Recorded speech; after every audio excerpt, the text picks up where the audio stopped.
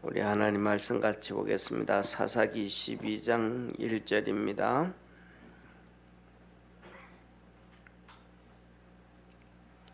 사사기 12장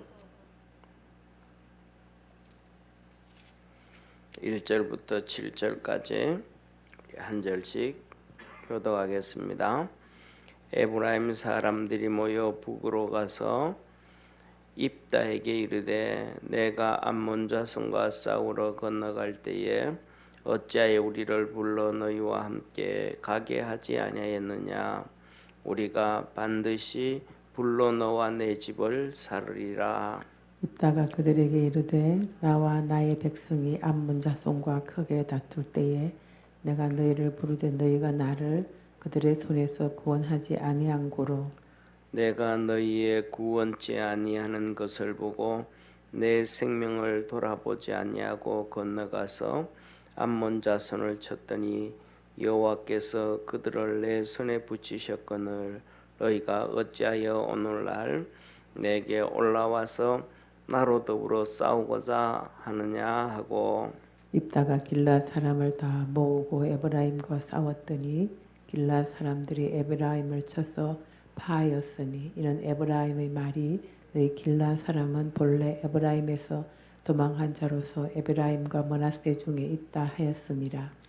길르앗 사람이 에브라임 사람 앞서 요단 나루터길 잡아 지키고 에브라임 사람의 도망하는 자가 말하기를 청컨대 나로 건너게 하라 하면 그에게 묻기를 내가 에브라임 사람이냐 하여 그가 만일 아니라 하면 그에게 이르기를 십볼렛이라 하여 에브라임 사람이 능히 구원을 바로 하지 못하고 십볼렛이라 하면 길앗 사람이 곧 그를 잡아서 요단 나루턱에서 죽였더라. 그때에 에브라임 사람이 죽은 자가 42,000명이었더라. 우리 7절 합독하겠습니다. 입다가 이스라엘 사사가 된 지 6년이라 길앗 사람 입다가 죽음에 길앗 한 성읍에 장사되더라. 아멘. 오늘 이 에브라임과 그다음에 이 므낫세 입다와의 전쟁이 되어집니다. 이것은 전쟁이 되어지는 건 우리가 조금 잘 봐야 되는데요. 한번 보시죠. 이 지도를 한번 보세요. 여기 보면 이 암몬이 18년 동안 이스라엘을 괴롭힙니다. 그것이 뭐냐 하면 쉽게 말하면 북쪽과 서쪽을 괴롭힙니다. 암몬이 저 북쪽에 있는 므낫세 길르앗 지방 저 지방을 괴롭히고 그 다음에 또 이쪽에 유다와 베냐민과 에브라임 오른 서쪽에 보면 이렇게 파란색으로 칠해진 거 있잖아요. 북쪽에도 파란색으로 이렇게 선을 그은데 거기를 중점적으로 이 암몬이 8년 동안 이 이스라엘을 괴롭힙니다. 그때 여기서 전쟁이 일어나는 것이 뭐냐면 저 위에 있는 므낫세 길르앗 아모리 그랬잖아요. 저 길르앗 지방의 아모리, 길르앗 지방의 므낫세 저기에서 입다가 이제 이 암몬과의 싸움을 합니다. 그러면 저 길르앗 중심으로 므낫세 지파에 있는 거기에서 길르앗에 입다가 암몬을 치면 전쟁을 할 때 이 서쪽에 있는 에브라임도 같이 동참을 해줘야 되는데 그 암몬으로부터 8년 동안 고통을 받다 보니까 그때는 입다가 전쟁할 때는 에브라임이 눈치를 보면서 야 우리 저 길르앗과 함께 전쟁을 하고 이렇게 하다가 만일에 입다가 지게 되면 암몬한테 안 그래도 우리가 지금 이 고난을 당하고 있는데 더 큰 고난을 당하겠다 싶어서 이 입다가 우리 여기 암몬과의 싸움을 하려고 하니까 좀 도와줘라 그러는데도 동참을 안 합니다. 그리고 이제 결국은 이 입다가 암몬을 쳐서 멸하죠.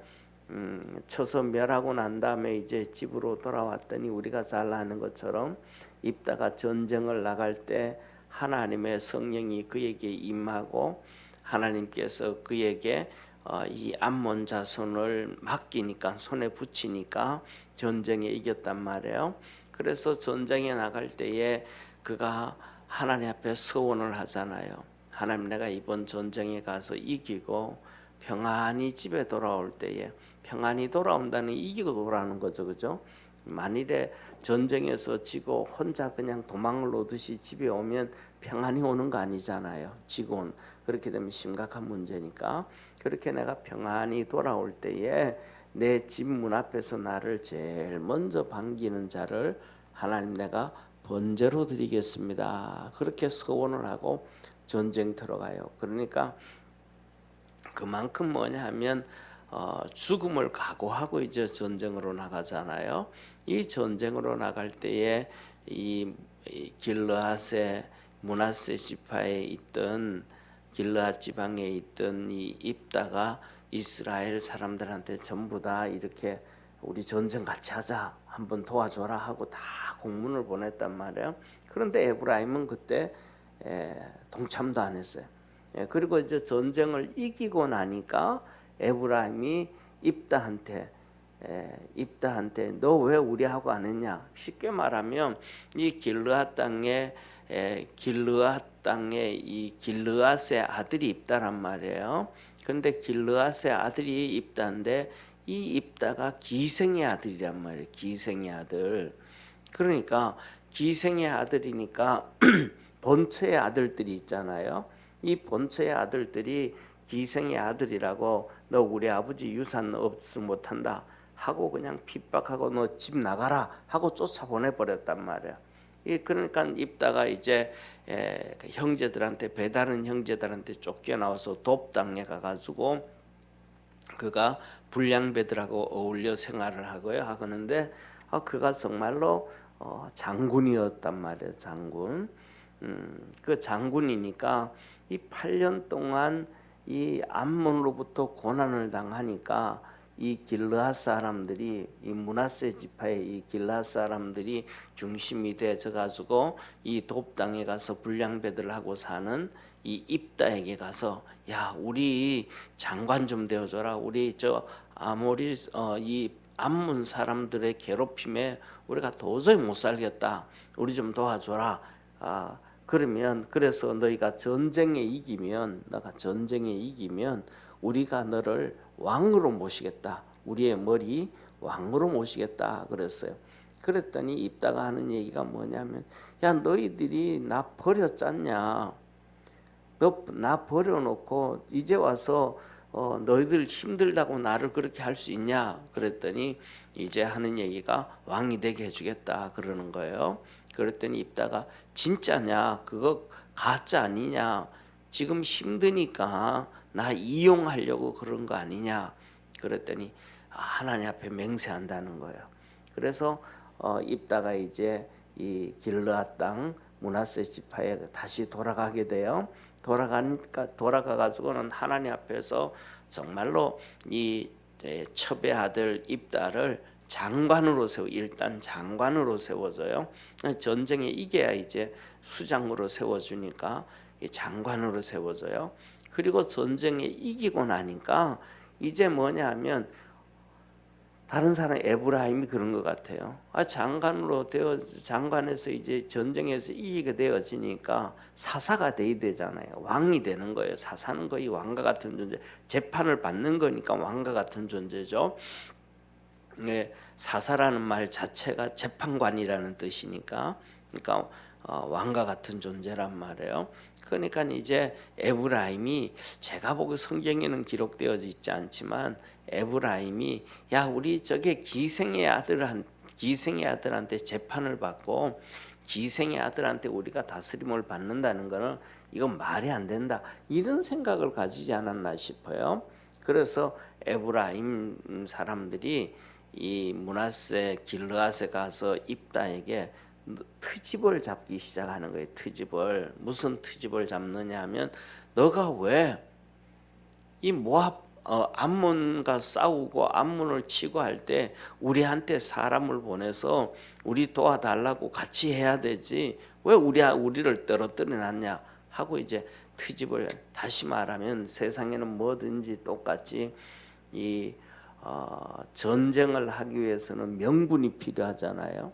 그냥 명분 없이 치는 거는 정말로 인간 상식 이하의 존재들이고 그 상식 이하의 존재들은 공산당은 그래요.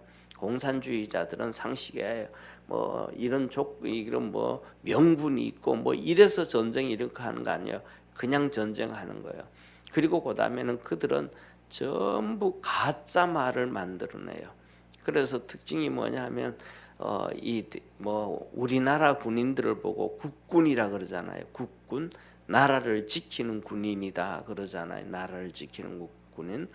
그런데 중국 공산당이든지 그 전에는 이제 소련 공산당이든지 북한 공산당이든지 어느 나라 모든 공산당은 공산국가는 자기 나라를 군인을 자기 나라를 지키는 군인이라고 하지 않아요.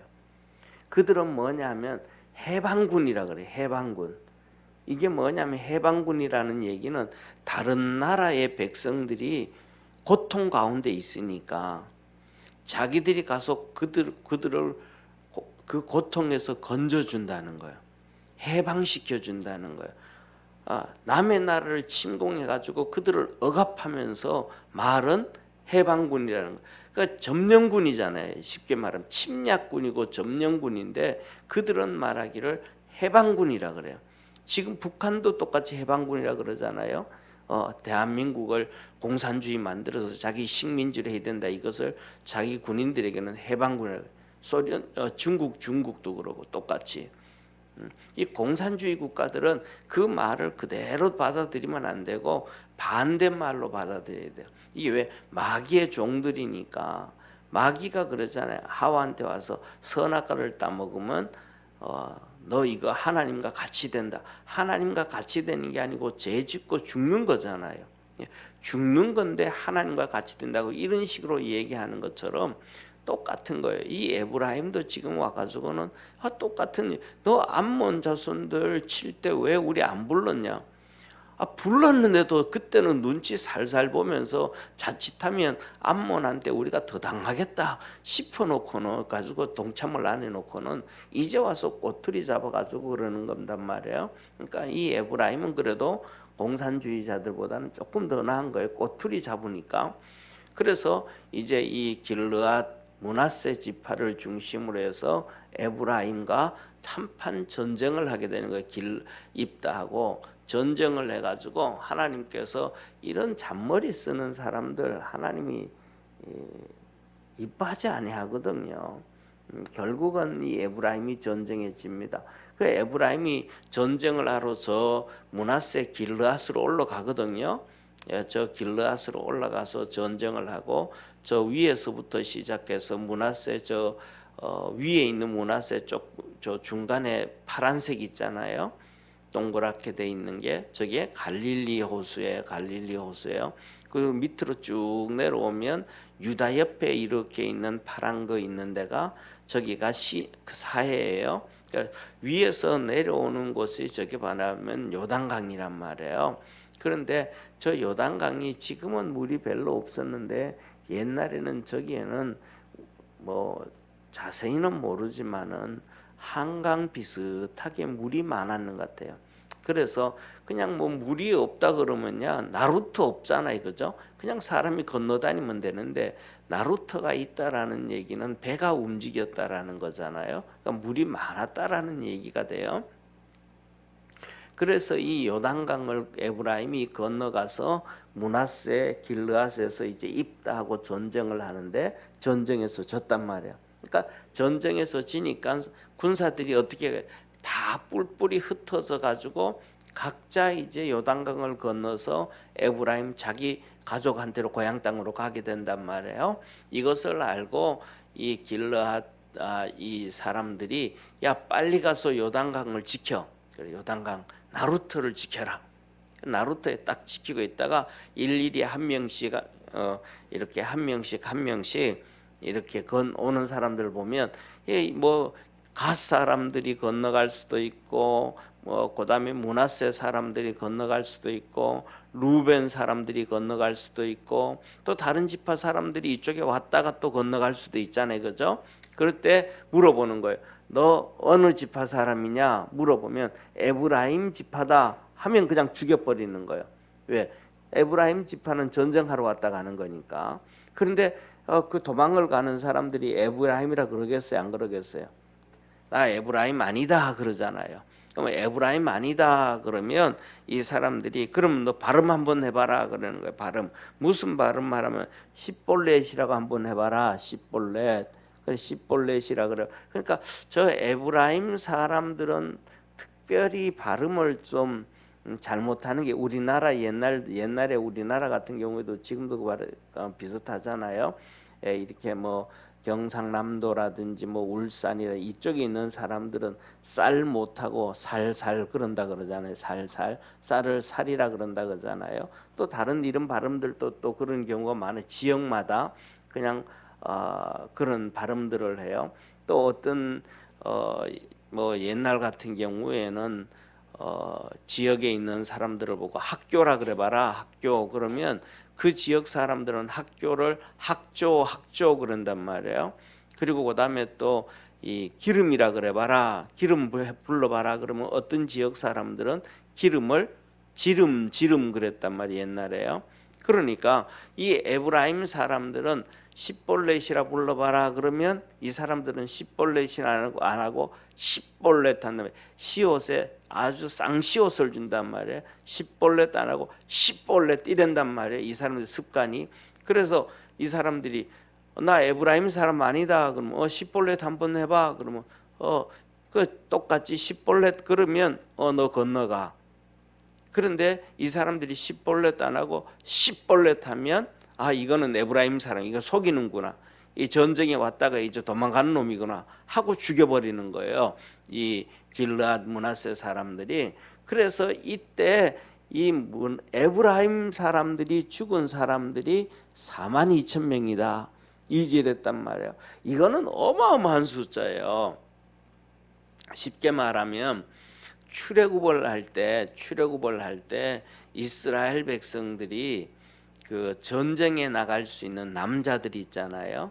이 남자의 숫자를 세울 때 보통 4만에서 6만이에요. 그래서 이스라엘 12지파가 60만 정도 되는 거예요. 그러니까 4만에서 6만 정도 되어지는데 지금 여기 가서 이제 한 300년 정도 지났으니까 숫자가 더 많아졌다 그래도 이 4만 명 정도 되어서 4만 2천 명이 죽었다라는 얘기는 에브라임 지파에 전쟁하러 나갈 수 있는 사람들이 거의 다 죽었다.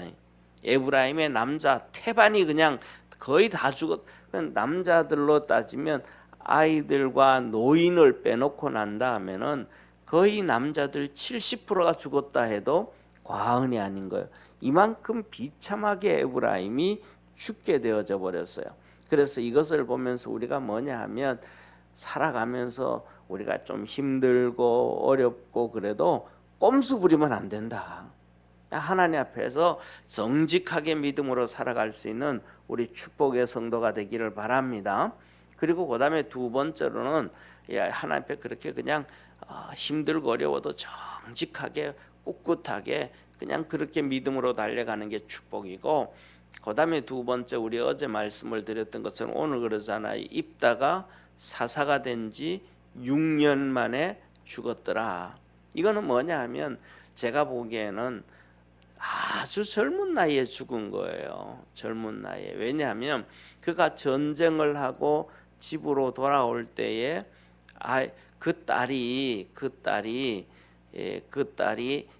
소고치고 춤추고 기뻐하고 즐거워했단 말이에요. 시집도 안 갔단 말이에요. 그러니까 그 나이가 정도 되어지면 딸이 한 20살 정도 되어졌을 거란 말이에요. 20살 정도 되어진 나이가 되면 입다의 나이는 거의 한 40대 정도밖에 안 돼요. 40대 초중반밖에 안 된단 말이에요. 왜? 그때는 다 일찍 결혼하 옛날 문화니까 일찍 결혼하는 문화고, 그다음에 20대 이때 하는 얘기가 이 입다의 딸이 한 얘기가 뭐냐면 내가 처녀로 죽는 것이 원통하다. 이 왜 처녀로 죽는 것이 원통하다라고 고백을 하게 되냐 하면 이유가 한 가지예요. 이스라엘 백성들은 여자로 태어나면 태어나면서부터 시작해서 결혼 준비를 하는 거예요. 그러니까 결혼하고 자기의 삶이라는 거지 결혼하기 전에는 자기 삶이 아닌 거예요. 그래서 우리 주님께서도 하시는 말씀이 뭐냐면 열처녀의 비유를 하잖아요. 열처녀의 비유를 할 때 처녀들이 5명의 처녀, 5명의 처녀, 어리석은 5명, 지혜로운 5명, 그들이 등불을 켜고 신랑을 기다리더라. 그러니까 태어나서부터 시작해서 결혼할 때까지 이 신부로 훈련되어지고 결혼이 최고의 목적인 거예요. 그래서 결혼하고 난 다음에 자기의 삶을 살아가는 게 이 여자인데, 그렇게 쉽게 말하면 20살까지 살아왔는데 이제 내가 결혼도 못하고 죽어야 되니까 하나님 앞에 번제로 드려져야 되니까 입다가 번제로 드리겠다 그랬었으니까, 그러니까 얼마나 원통한 게 있어요. 지금까지 살아온 게 뭐냐 그러면 헛거 아니냐 이렇게 되잖아요. 그러니까 입다의 딸이 아버지 나 2달만 시간 달라고 내 친구들하고 어울리고 그 다음에 아버지 뜻대로 해라. 왜? 우리 원수를 이 암몬 우리의 원수를 갚았으니까 아버지의 뜻대로 해라.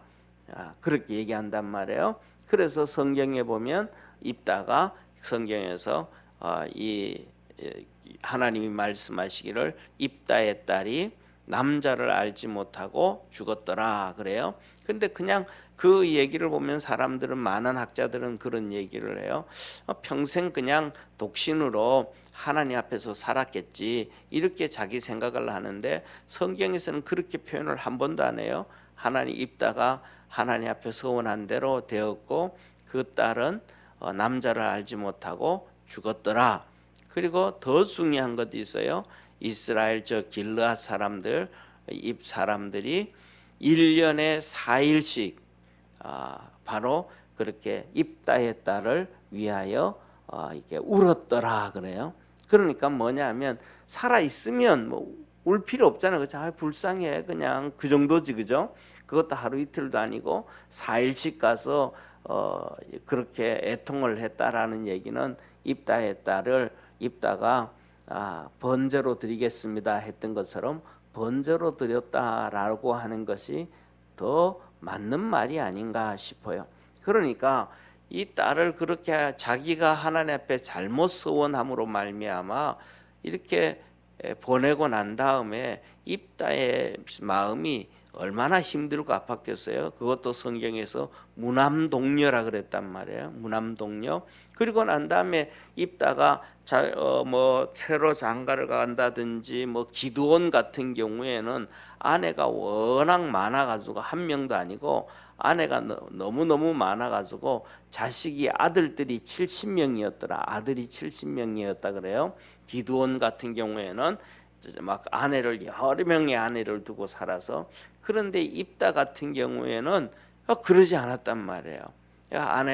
아내도 하나밖에 없고 그다음에 여러 아내 두지도 안 하고 그 아내를 통해서 무남동녀 외동딸 하나만 놓고 그렇게 살았다. 그렇게 얘기한다. 그러니까 그 딸이 죽어버렸으니까 얼마나 상심하겠어요. 그러니까 그 젊은 나이에 40대 중반이 돼가지고 50 뭐 되자말 그 정도 되어져서 죽지 않았나 그런 생각해요. 그만큼 상심이 컸다라는 그런 표현을 볼 수밖에 없는 상황이에요. 그래서 이런 것을 바라볼 때 우리가 하나님 앞에서 정말로 신앙으로 잘 훈련되어질 수 있는 축복의 성도가 되기를 바랍니다. 왜냐하면 신앙으로 훈련되어지지 않았기 때문에. 왜? 이 기생의 아들로 태어났죠. 아버지 밑에서 좀 자라다가 이제는 형제들이 막 쫓아내니까 가가지고 불량배들하고 어울려 살다가 보니까 신앙의 훈련이 안 되는 거예요. 하나님은 우리를 보고 신앙의 훈련을 잘 되어라.